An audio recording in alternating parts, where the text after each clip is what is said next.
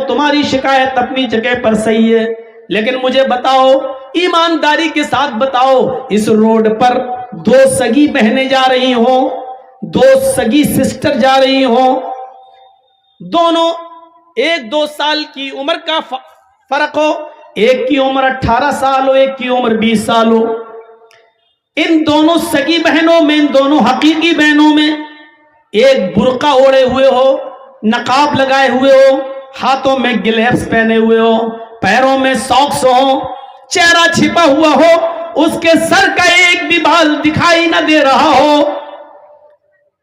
یہ بھی سڑک پہ جا رہی ہے، اور اسی کے بغل میں اس کی سسٹر ہے، اس کی بہن ہے، وہ جینز پہنے ہوئے ہے، وہ ٹی شرٹ پہنے ہوئے ہے یا اسکرٹ پہنے ہوئے ہے، اس کے بال کھلے ہوئے ہیں، اس کی لپسٹک لگی ہوئی ہے، اس نے میک اپ، پاؤنڈز کریم اور فیئر اینڈ لولی اتنی لگا رکھی ہے کہ جو اس کے چہرے پر نمایاں ہے، دکھائی دے رہی ہے، اس نے پرفیوم بھی مار رکھا ہے اپنی باڈی پر۔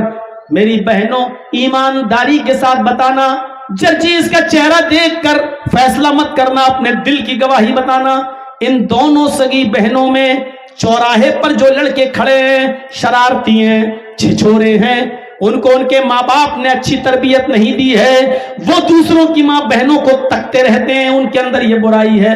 تم اپنے دل سے فیصلہ کرنا، ان دونوں سگی بہنوں میں وہ چوراہے پر کھڑے ہوئے لڑکے کس لڑکی کو چھیڑیں گے اور کس کو پریشان کریں گے؟ آپ نے اپنے دل کی گواہی بتانا، جرجیز کا چہرہ مت دیکھنا کہ جرجیز کیا کہہ رہا ہے، اپنے دل سے پوچھو کہ ان دونوں سگی بہنوں میں وہ لڑکے کس کو چھیڑیں گے؟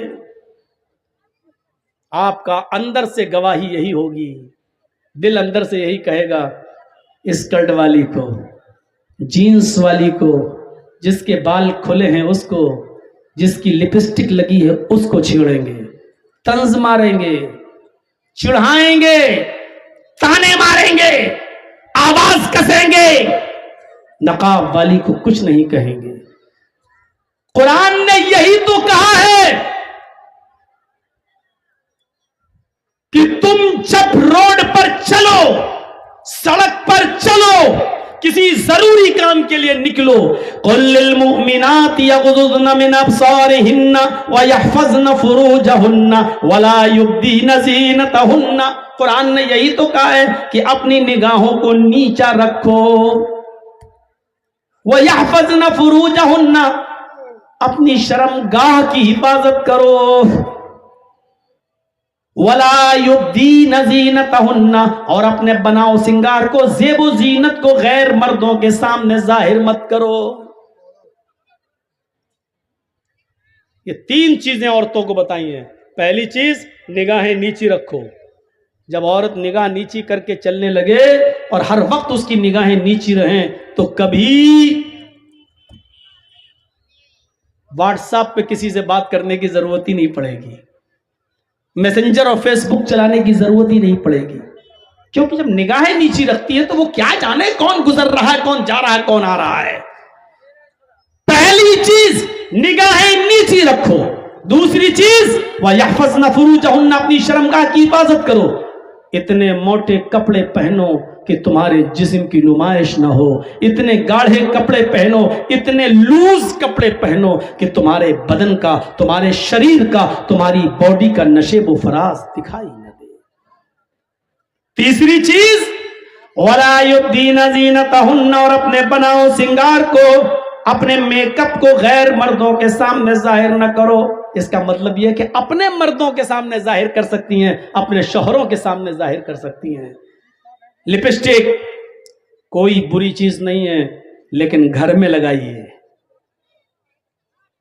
اور باہر لگاؤ گی تو بہت بری چیز ہے۔ جلسوں میں بھی لگا کے آئی ہوں گی، جلسوں میں بھی لپسٹک لگا سکتی ہے عورت۔ اب تو پہلے ایک کمپنی تھی جو لپسٹک بناتی تھی جس میں خنزیر کی، سور کی چربی آتی تھی، لیکن اب اس نے بھی اقرار کر لیا ہے کہ نہیں اب ہم نہیں ملاتے ہیں، اور ایگریمنٹ کر کے دیا ہے اس نے۔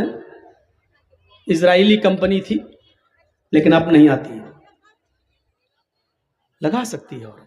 लेकिन घर में फेयर एंड लवली लगा सकती है बिल्कुल, लेकिन घर में पॉन्ड्स लगा सकती है बिल्कुल, लेकिन घर में परफ्यूम लगा सकती है बिल्कुल, लेकिन घर में बाहर कोई चीज नहीं। अलमरातु इज़स्तातरत फमर्रत बिल मजलिस फहिया कज़ा व कज़ा आनिया ज़ानिया ज़ानिया ज़ानिया। अल्लाह के रसूल सल्लल्लाहु अलैहि वसल्लम ने 3 बार फरमाया। और सुनो, तर्जुमा सुन लो। अलमरातु इज़स्तातरत, जब औरत खुशबू लगाकर निकलती है, खुशबू, इस्तातरत, और अरबी जानने वालों को मालूम है ये बाबे इस्तिफाल में आया है, इस्तातरत, जिसके अंदर तलबे माखस पाया जाता है, यानी सिर्फ अतर नहीं, परफ्यूम नहीं, कोई भी चीज लगा ले जिससे खुशबू आती हो।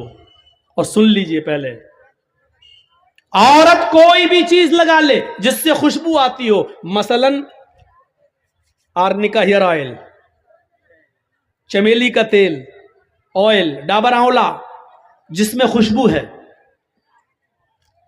इस्तातरत बाब इस्तिफाल में तलब माखस, हर वो चीज जिसके अंदर खुशबू उड़ती हो, खुशबू लगती हो, ये चीज औरत घर में लगा सकती है, लेकिन अगर ये लगाकर घर से बाहर निकली फमर्रत बिल मजलिस, और जहां लोग बैठे होते हैं उनके सामने से गुजरी, यानी रास्ते में चलती है, चौराहे पे जाती है, दुकानों से गुजरती है, दुकानों पे जाती है, फहिया कज़ा व कज़ा, वो ऐसी है, वो ऐसी है, वो ऐसी है। सहाबा ने कहा, अल्लाह के नबी, ऐसी ऐसी का क्या मतलब है?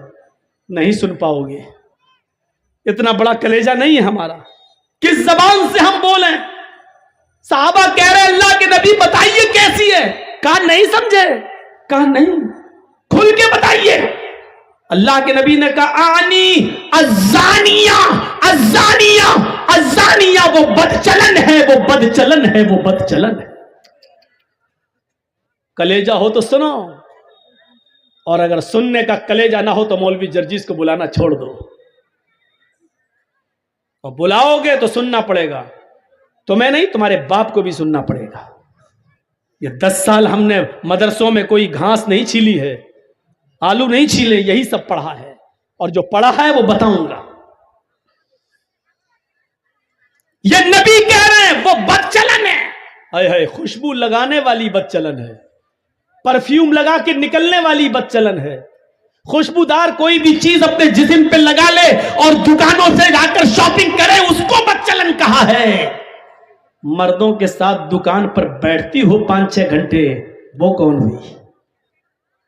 कॉलेज में लड़कों के साथ उसके पास बैठकर 5-5, 6-6 घंटे पढ़ती हो, और इंटरवेल में कॉलेज की कैंटीन में दोनों चाय पीती हो, वो कौन हुई? अगर उसके बारे में हम बोल देंगे तो ये गालियां देंगी बेचारी, हट पढ़ुआ मौलवी आ गया जाने कहां से। इसीलिए यहीं से अंदाजा लगा लो, जो औरत खुशबू लगाकर निकल जाए वो ऐसी है, वो ऐसी है, वो ऐसी है, यानी बदचलन है, बदचलन है, बदचलन है। जो परफ्यूम खुशबू लगाकर निकल जाए तो वो ये, तो मर्दों के साथ घूमने वाली, गैर मर्दों के साथ चलने वाली, उनकी बाइक पे बैठने वाली, उनकी मोटरसाइकिलों पर सफर करने वाली कौन हुई? शौहर का इंतकाल हो गया, बहुत पैसा छोड़ गया, बीवी जमीन और जायदाद की मालिक है, मियां बीवी दोनों हज करने जाना चाहते थे, हस्बैंड वाइफ दोनों हज करने जाना चाहते थे, दोनों ने फॉर्म भर दिया है। सुनो मसला, दोनों ने फॉर्म भर दिया है, हज की तारीख भी आ गई है, लेकिन हज करने से पहले, हज जाने से पहले हस्बैंड की डेथ हो गई, एक्सपायर हो गया, इंतकाल कर गया।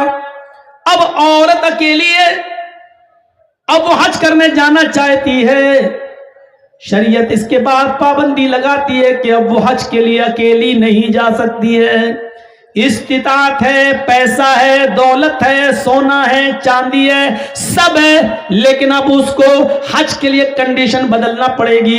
अब उसको अपने बाप के साथ हज करने जाना पड़ेगा।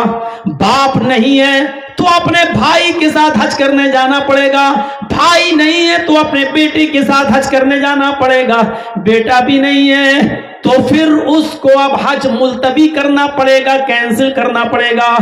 صاحب وہ تو استطاعت ہے، پیسے والی ہے، اس کے اوپر تو حج فرض ہے، لیکن اسلام یہ کہتا ہے جب اس کا شوہر انتقال کر گیا، اس کا باپ نہیں ہے، بیٹا نہیں ہے، بھائی نہیں ہے، تو اب اس عورت کو اکیلے حج کی اجازت نہیں ہے۔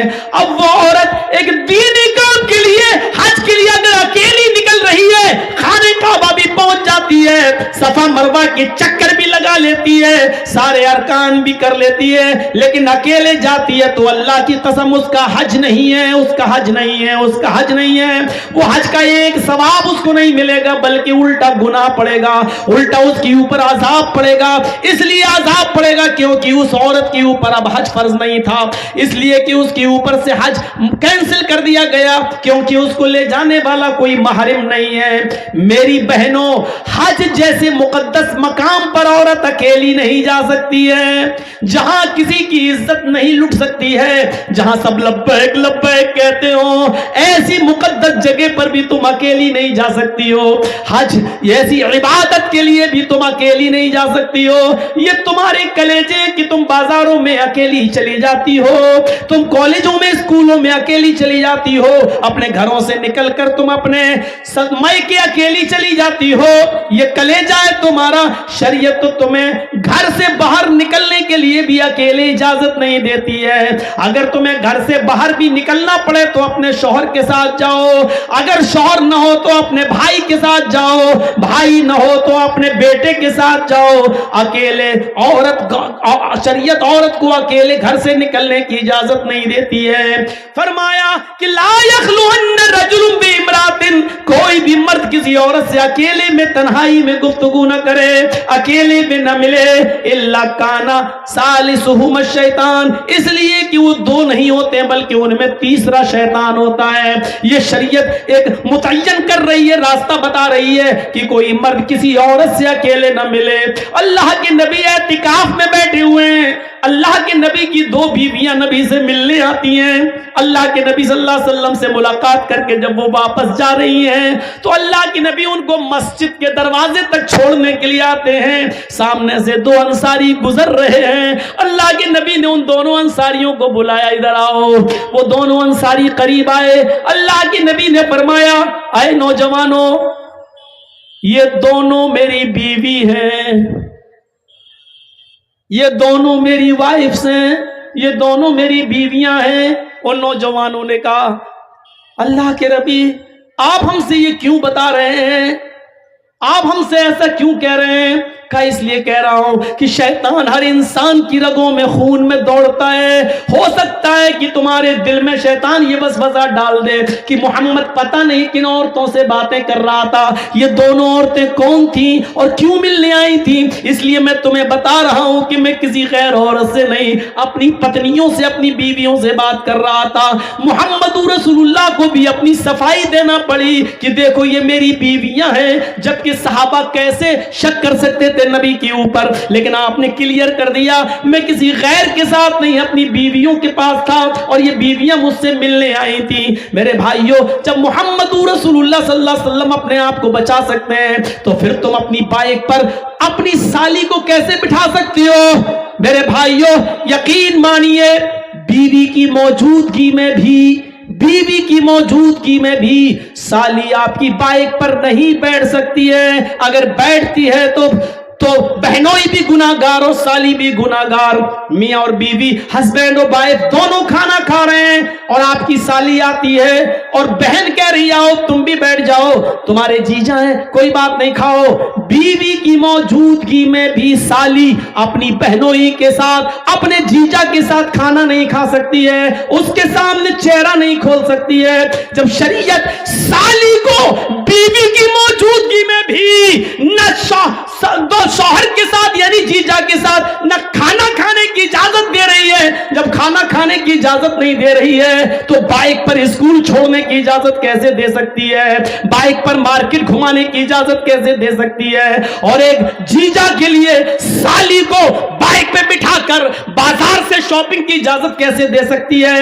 الفاظ میرے کڑوے ہیں، سخت ہیں، لیکن بیماری بھی بڑی ہے، اس لیے میں نے محسوس کر لیا ہے کہ ہومیوپیتھک دوا سے فائدہ نہیں ہے، اب انجیکشن لگانا پڑ رہا ہے، یہ مرض اتنا بڑھ چکا ہے کہ مجھے انجیکشن کی ضرورت پڑ رہی ہے، اس لیے میں نے انجیکشن لگایا ہے۔ میں جانتا ہوں کہ یہ بات عورتوں کو بھی بری لگ رہی ہوگی، آپ کو بھی بری لگ رہی ہوگی، کیونکہ آپ نے ہی اپنی بیٹیوں کو اپنے دامادوں کے ساتھ بھیجا ہے، آپ کو بھی بری لگ رہی ہے، اور ان سالیوں کو بھی بری لگ رہی ہوگی جو اپنے بہنوئیوں کی اور اپنے جیجا کے موٹر سائیکلوں پہ بیٹھ کے گھومی ہیں، حقیقت میں بری لگ رہی ہوگی، لیکن برا لگنے ہی کے لیے تمہیں بول رہا ہوں تاکہ تمہارے اندر اس کا احساس ہو، جاگے اور پتہ چلے کہ یہ کتنا گھناؤنا اور کتنا بڑا جرم تم کر رہی ہو، یہ اسلام کی نظر میں کتنا بڑا گناہ ہے، اس کا احساس تمہارے اندر ہو۔ اگر تمہیں برا نہ لگے، اگر برا لگ رہا ہے تو جرجیز کامیاب ہے، اگر تمہارے دل کو چھپ رہی ہے میری باتیں تو اللہ کی قسم میں پاس ہو گیا،